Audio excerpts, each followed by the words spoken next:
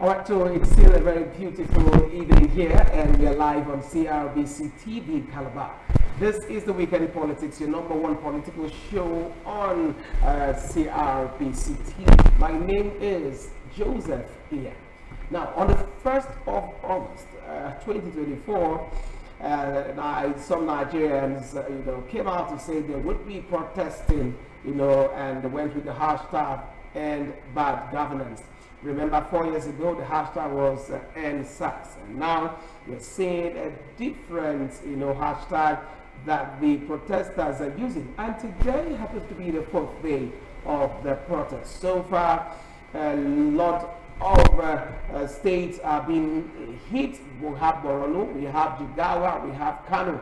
And joining me on set this evening is the SA to the Governor on Communications, Mr. Nathaniel Otaba, to take us through a few of these issues surrounding protests in Nigeria and also in Cross River State. SA, good evening. So good to have you join us. Good evening. Good evening, Institute. All right, let me start. The hashtag End Bad Governance. Let's look at these protesters. Do you think it's actually right for a protest in a time that we have a very fragile, nation, and also in Cross River State we had experienced something very terrible 4 years ago? Do you think calling for a protest in a time like this is really ideal? Well, to be honest with you, I want to recall the devastation that happened in the state in the last NSAS protest. The level of destruction and mayhem that visited the state was something we have not recovered from. So to have another protest in Cross River State is to be taken with a pinch of salt.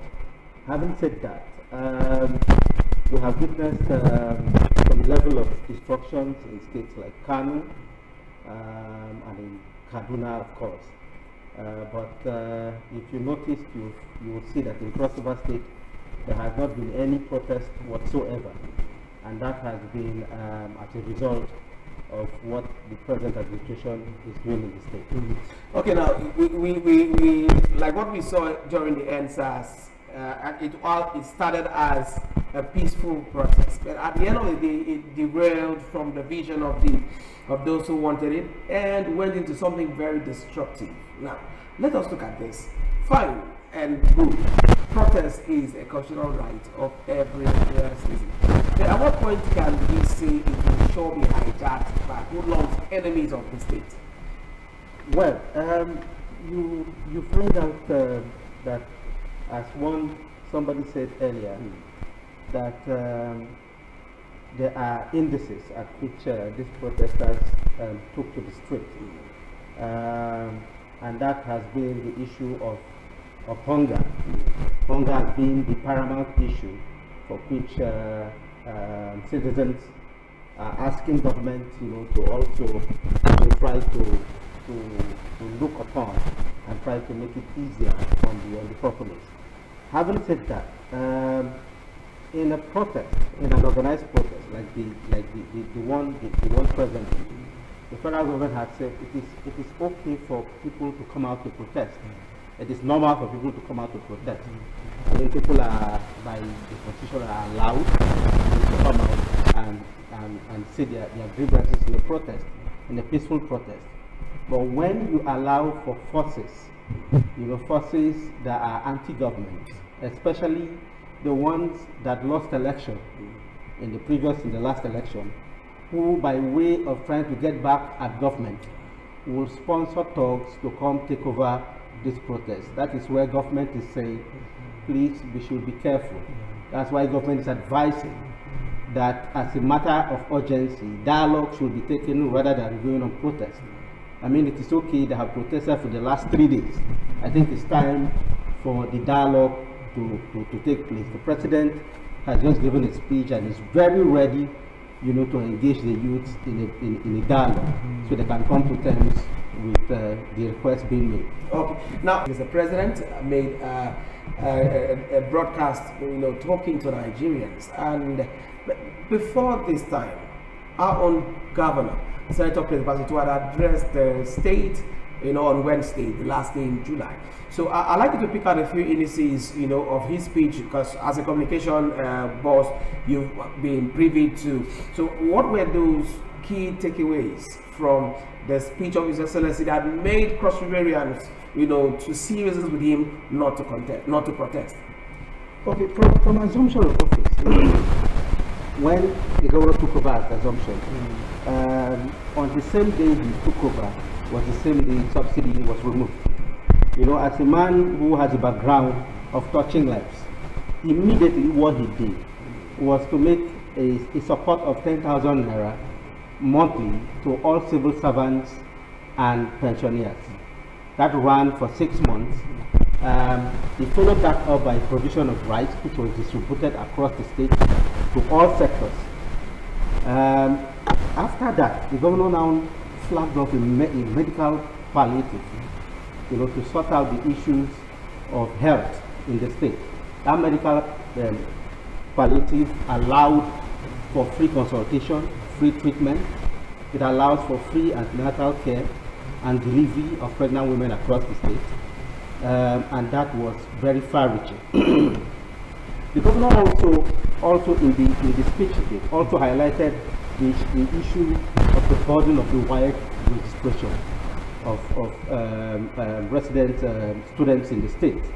The governor paid to the tune of 446 million for over 16,000 students in the state, and that had a very far-reaching effect. Again, the governor, having seen how hard it is, and difficult it is, now look at the comparative advantages of the state. What do we have in the state? We have arable land, we have a vast land that supports agriculture. So what the governor did was, to commence a revolution in agri that has not been seen for over 20 years now. The governor made provision for the facilitation of funds to support agri smallholder farmers, and this was made by a project called Project Grow.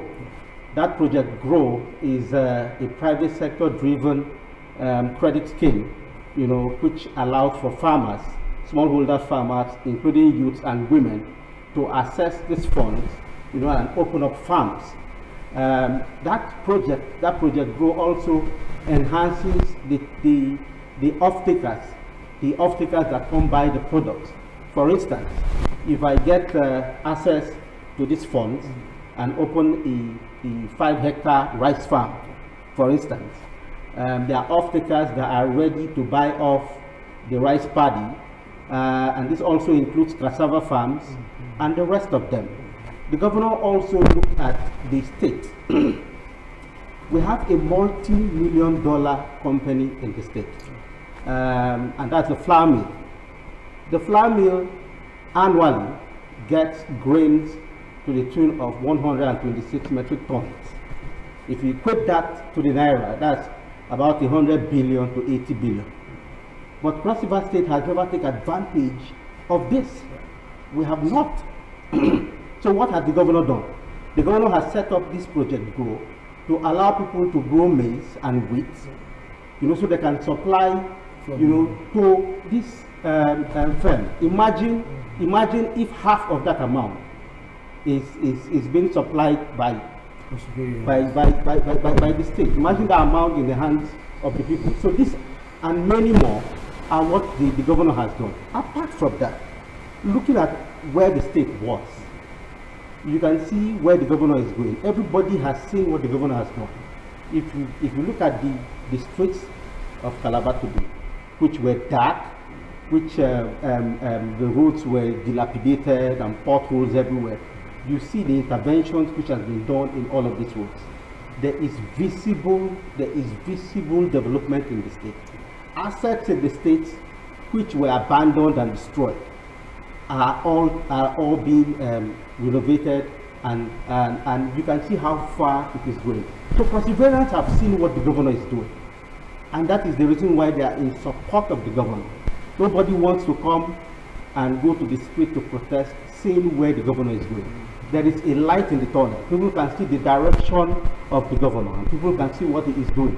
That's why everybody is in support of the governor and not going out on protest. Okay.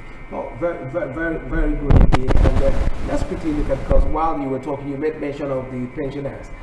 Sometime last week, His Excellency the Governor, gave an approval for the release of 10 billion naira for pensioners. We know the last administration, did not handle that for about 10 years, since 2014, pensioners were not given their gratuity. So 10 billion. I'd like to talk to us on that. My mother, unfortunately, retired in December 2014, and she was alive and was struggling to get this gratuity, up till she died last year. She could not access it.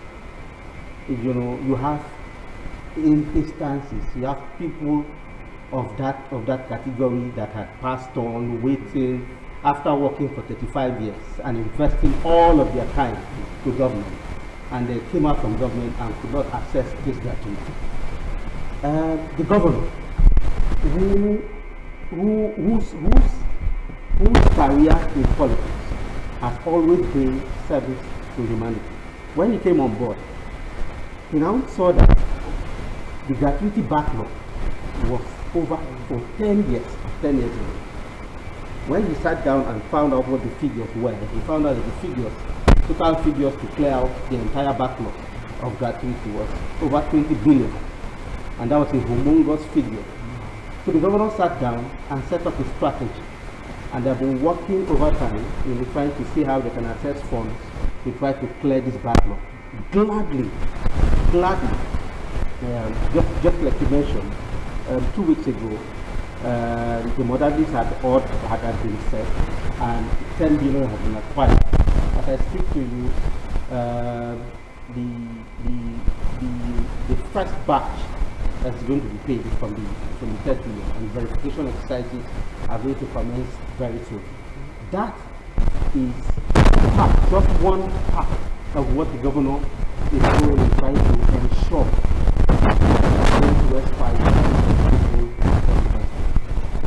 I'm very sure that also assists the pensioners not to be a part of the process. Because when you know that this governor has you at heart, so you say, okay, no need to go in. So let's quickly find out.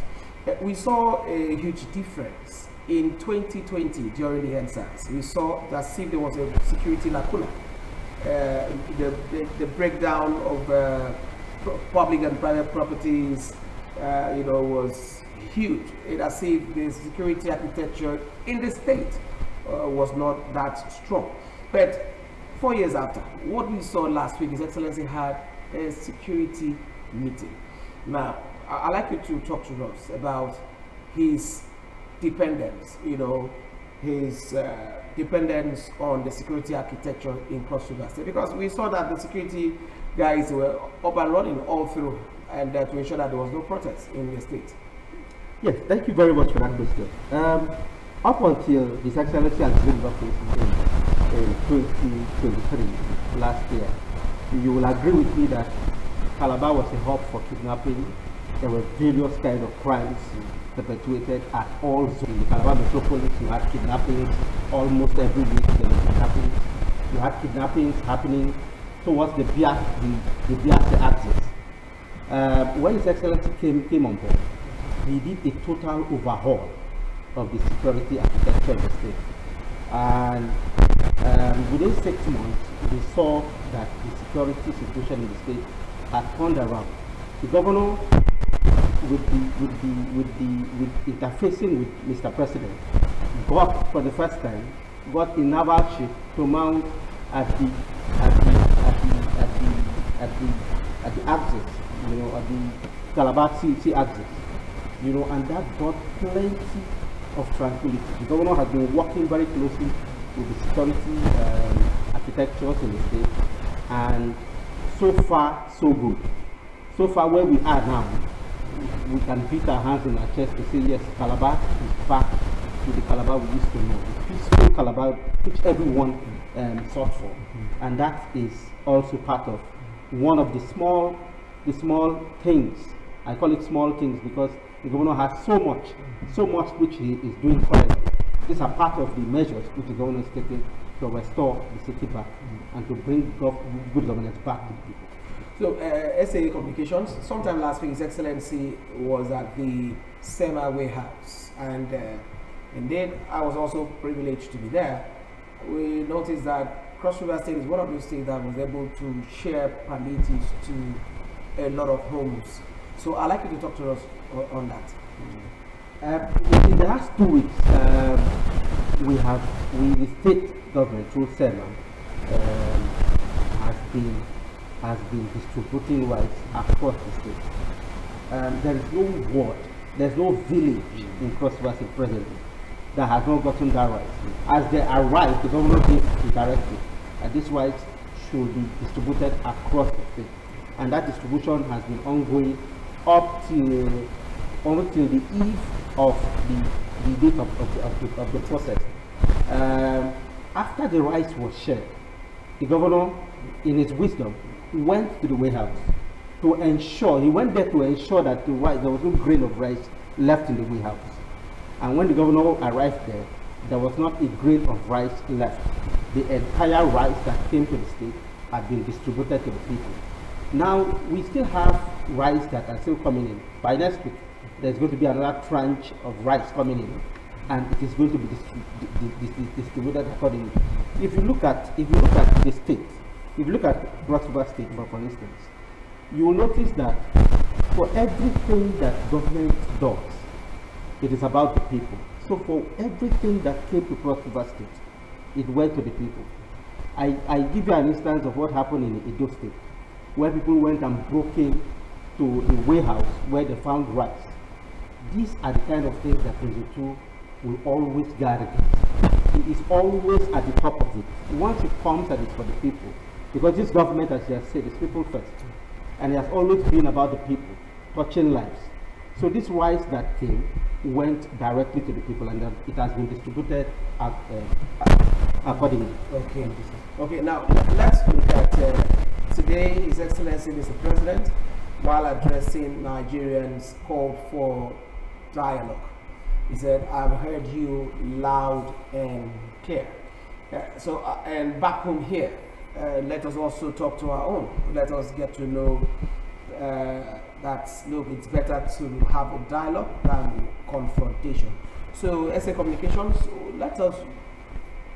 would like to hear you talk to, Cross River areas that are watching us right now in the area of dialogue and not, being confrontational. We know this is the 4th day, they still have 6 more days to go. Yeah. We are hoping that we'll still maintain the peace that we have in Cross River State.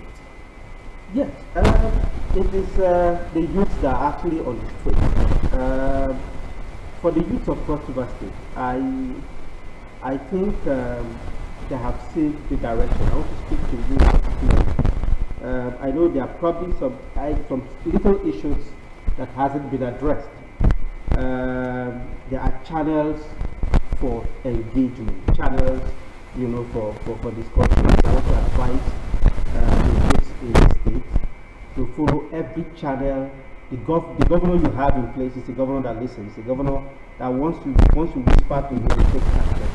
There is nothing like that been brought to the governor that they are not taking action.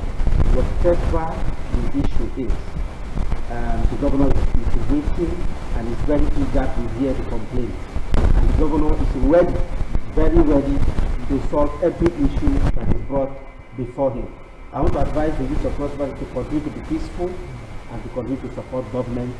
The governor with your support, the governor will achieve even more than what you are seeing currently. All right, thank you so very much. That is where we have to draw the curtain on the show because of time. We have some technical issues and we have to start the show pretty late. Now, we want you to give us a commitment. We hope to have you again next week Sunday to have a longer discussion because there are quite a lot that SAA Communications have for us. We have been talking with the Special Assistant to the Governor on Communications, Mr. Daniel Ohaba. Thank you very much for your time on the show. Thank you. And And this is where we bring the weekend politics show to an end. Remember, we'll do our very best to ensure that the SA is here. We'll look at other issues. Koda is doing very well in the state. Calabar is gradually restored, going back to the status of being the cleanest and the greenest city in Nigeria. So let's do this again next week Sunday, God willing. Till then, my name is Joseph Ian. Good evening.